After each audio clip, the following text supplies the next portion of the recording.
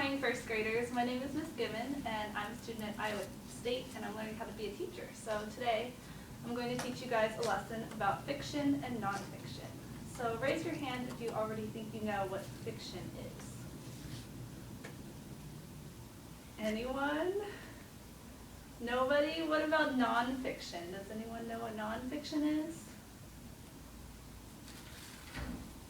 You want to take a guess, Zach? It's fake? Wrong. That would be fiction. Close. Alright, so first I'm going to tell you guys what fiction is. So fiction is fake, like Zach said. It's not real. So if the story is fiction, that means the characters and the setting are made up. So it's not real, like a fairy tale. So an example of that would be Cinderella, or it would be Jack and the Beanstalk, because those aren't real people and it's not real things that happen.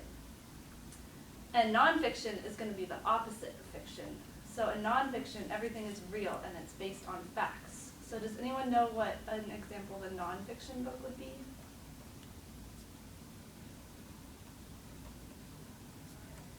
Yes, Zach? My history book?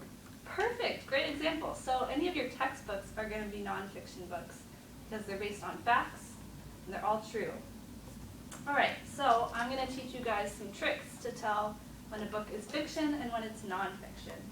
So the first thing that we learned about fiction and nonfiction is that fiction is not real and nonfiction is based on facts. So a way you can tell if a book is fiction is if it has illustrations instead of real photographs in it. Because you can't have real photographs if the event never happened and if it's not real, right? So the way you can tell that if a book is fiction is if it has pictures instead of photographs. Another way you can tell, we already kind of talked about this, is a fiction book has made-up characters and a made-up setting. So like in Jack and the Beanstalk, Jack is not a real character and the giant obviously isn't a real character because he's a giant. And there's a made-up land when Jack climbs up to the top of the beanstalk. So that would be a made-up setting and a made-up character. And another way you can tell if a story is fiction is if it has a beginning, a middle, and an end. And if a story is nonfiction, instead of having a beginning, middle, and an end, it's going to have a table of contents instead, where you can pick the chapter you want.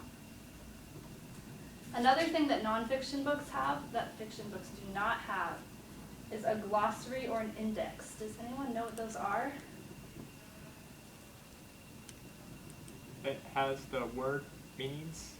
Yep, exactly. So it'll define the words. So that's a really good way to tell if a book is nonfiction because it'll have real words and real things that you need to know that you can look up in the back. And finally, fiction books are usually read for fun, right? So a lot of the books you guys are reading right now, like has anyone read Harry Potter? No? Well, that would be an example of a fiction book. And usually nonfiction books are read for learning. So you would read a nonfiction book if you want to learn something. Like you would read your science textbook, or you might read a biography about a specific person that you want to learn about. So now we're going to do an activity with this Venn diagram over here. So who's used a Venn diagram before? Raise your hand. Perfect. So on this side we have fiction, and then on this side we have nonfiction. So I want you guys to raise your hand and tell me either one of the tricks I just taught you for figuring out if a book is fiction or nonfiction, or you can say the name of a book that you've read that is fiction or nonfiction. Or if you can think of anything that would go in the middle that would work for fiction and nonfiction, you can let me know too. Alright, so go ahead and raise your hand if you have something you'd like to put on the Venn diagram. Zach. Real pictures go in non-fiction? Perfect.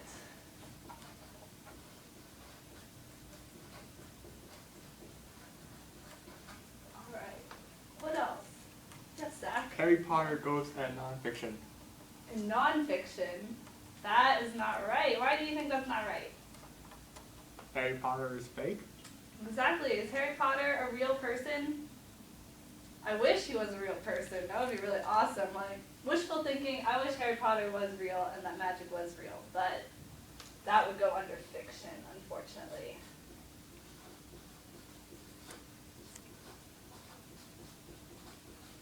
Alright. Yes, Zach again. Wow. Star student. Jack and the Beanstalk goes in fiction? Perfect.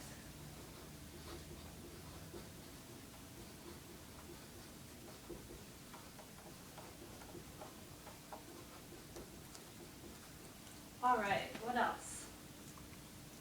Facts go in nonfiction. Wonderful, Zach.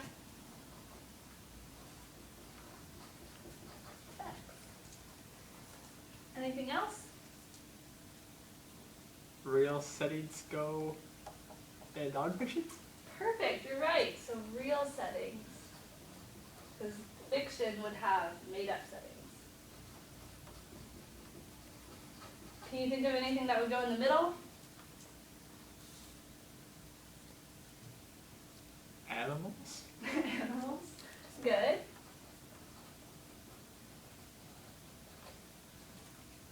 All right, anything else?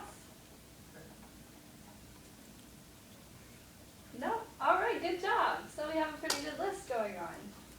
All right, so for our final activity to see if you guys really understand what the difference is between fiction and nonfiction, you'll have a T-chart in front of you, and there's fiction on one side and nonfiction on the other side. And I gave you a little bag with little characteristics cut out and pictures of books that are either fiction or nonfiction. So I want you to try and figure out the right place to put those characteristics and pictures. All right, so you guys can go ahead and get started on that, and I'll come by and check when you're done. Oh, and don't glue them because I didn't have glue sticks and also I want to reuse them.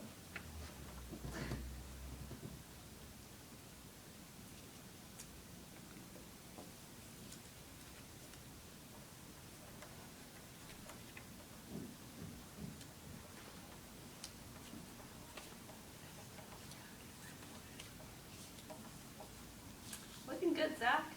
Learned a lot today.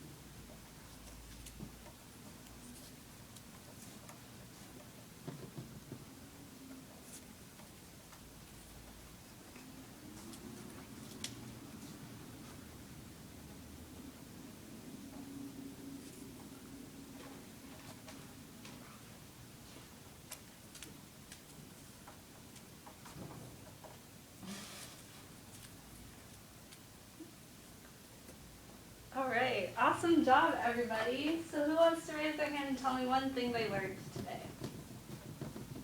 Yes, Zach? Fiction is fake. Fishing is fake? Fiction is fake. Oh, fiction is fake. Good job. Awesome. Well, thank you guys for letting me teach you today. I hope you have a great day.